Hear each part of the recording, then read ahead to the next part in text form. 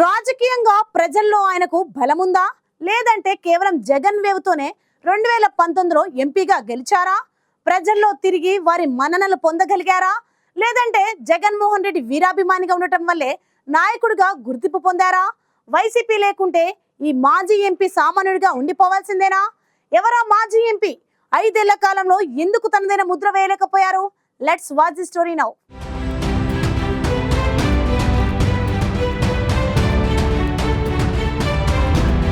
వైసీపీలో వైఎస్ జగన్ వీరాభిమానులు చాలా మంది ఉన్నారు. కానీ అదే సమయంలో నాయకులుగా ప్రజల్లో తమదైన గుర్తింపు సంపాదించారు. కానీ కొందరు కేవలం వీరాభిమాని ముద్రతోనే 5 ఏళ్లు గడిపారు. వ్యక్తిగతంగా ఎలాంటి గుర్తింపు లేకుండా మిగిలిపోయారు. మాజీ ఎంపీ నందిగం సురేష్ జగన్మోహన్ రెడ్డి అభిమానిగానే రాజకీయ అరంగేట్రం చేశారు. కానీ ఓ నాయకుడిగా ప్రజల గుండెల్లో స్థానం మాత్రం సంపాదించుకోలేకపోయారు.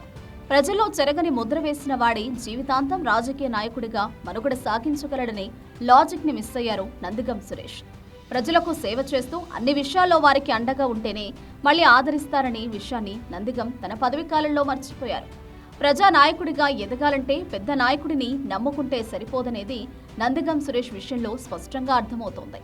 రాజకీయాల్లో ఎదగడం సామాన్య విషయం కాదనేది ఎంతో మంది సీనియర్ నాయకులు స్వానుభవంతో చెప్పే మాట. కానీ మాజీ ఎంపీ సురేష్ పార్టీ అధినేతకు అభిమానిగా ఆయన కోసం పనిచేశారే తప్ప ప్రజల కోసం పనిచేయలేదు.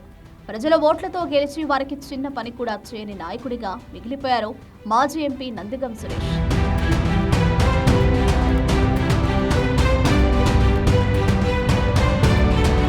జగన్మోహన్ రెడ్డిని ఎవరో ఏదో అన్నారు, ఆయన్ని విమర్శిస్తే ఊరుకోను అంటూ 5 ఏళ్లు కాలం గడిపారే తప్ప ఓ ఎంపీగా నందిగం సురేష్ ప్రజలకు చేసిందేమీ లేదనేది పబ్లిక్ టాక్.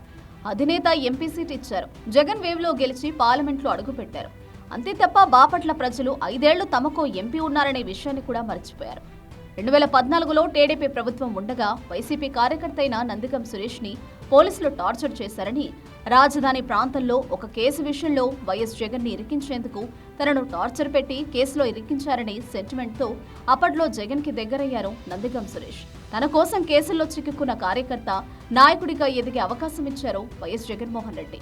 కానీ తానేం చేసినా చివరికి జైలుకెళ్లినా కేవలం జగన్ కోసమే అన్నట్లు ఉండిపోయారు నందిగం సురేష్. దీంతో పార్టీ కోసం, అధినేత ప్రాపకం కోసం తప్ప ఆ ఎంపీ తమ కోసం కాదనే భావనతోనే 5 ఏళ్లు ఉండిపోయారు ఆయన్ని ఎన్నుకున్న ప్రజలు కూడా.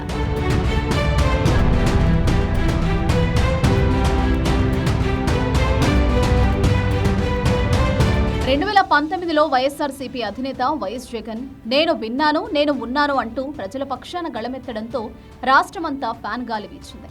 బాపట్ల పార్లమెంటు స్థానాన్ని ఏ పార్టీ కైవసం చేసుకుంటుందో ఆ పార్టీనే ఏపీ అధికారంలోకి వస్తుందని సెంటిమెంట్ ఉంది. అలాంటి బాపట్ల పార్లమెంట్ స్థానం నుంచి ప్రజలకు పెద్దగా తెలియని సామాన్యుడైన నందిగం సురేష్ కి వైసీపీ అధినేత సీటు ఖరారు చేయడం అప్పట్లో పెద్ద సంచలనంగా మారింది. సామాన్యుడిని అంటూ ప్రచారం చేసుకోవడం, పార్లమెంటు నియోజకవర్గ ప్రజలు కూడా అక్కున చేర్చుకోవడంతో ఎంపీగా భారీ విజయాన్ని అందుకున్నారు నందిగం సురేష్. గెలిచిన వెంటనే మీడియా సాక్షిగా బాపట్ల ప్రజలను వదిలి వెళ్లే ప్రసక్తే లేదని, మిగతా ఎంపీలు వేరు తాను వేరన్నట్లు ప్రగల్భాలు పలికారు సురేష్.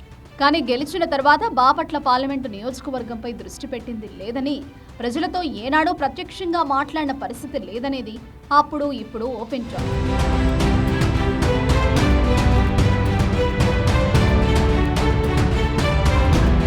ఎంపీగా గెలిపించిన బాపట్ల వైపు కన్నెత్తి చూడని సురేష్ అమరావతి, తాడికొండ ప్రాంతాల్లో ఇసుక సంపాదనపైనే దృష్టి పెట్టారని అప్పట్లో తీవ్ర స్థాయిలో విమర్శలొచ్చాయి. సొంత పార్టీ ఎమ్మెల్యే శ్రీదేవి ప్రాతినిధ్యం వహిస్తున్న తాడికొండ నియోజకవర్గంలో ప్రతి విషయంలో జోక్యం చేసుకోవడంతో 2 వర్గాలు బాహాబాహీకి దిగిన ఘటనలు అప్పట్లో సంచలనం రేపాయి. దీంతో వైసీపీ అధిష్టానం లైన్ దాటొద్దని నందిగం సురేష్ ని తీవ్ర స్థాయిలో హెచ్చరించిందని వార్తలు వినిపించాయి. మాజీ ఎమ్మెల్యే శ్రీదేవి పార్టీ వీడటానికి నందిగం సురేష్ ప్రధాన కారణమని ఆరోపణలు కూడా వచ్చాయి.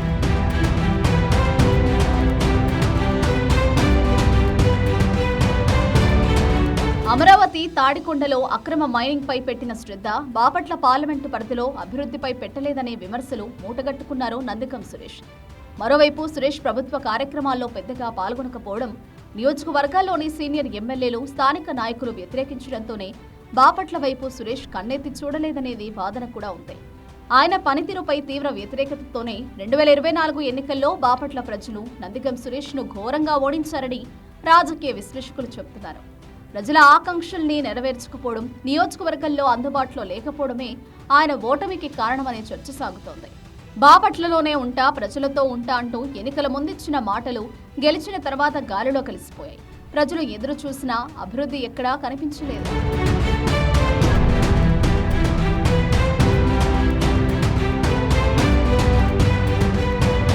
కేంద్ర నిధుల విషయంలో నిర్లక్ష్యం, పార్లమెంటు స్థాయి సమస్యలపై స్పందించకపోవడం ప్రజల్లో తీవ్ర అసంతృప్తి రేకెత్తించాయి.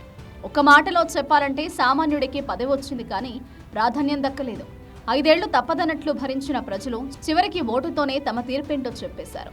ఇది ఓటమి కాదు, ప్రజల తీర్పు. నమ్మి గెలిపిస్తే మోసం చేశారనే ఆగ్రహంతో ఓ నాయకుడికి ప్రజలిచ్చిన తీర్పు.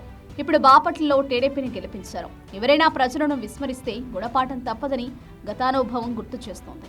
ఏ పార్టీ నాయకుడైనా పార్టీకి విధేయంగా ఉంటూనే తన భవిష్యత్తును నిలబెట్టుకుంటేనే రాజకీయాల్లో 4 కాలాల పాటు కొనసాగగలడు.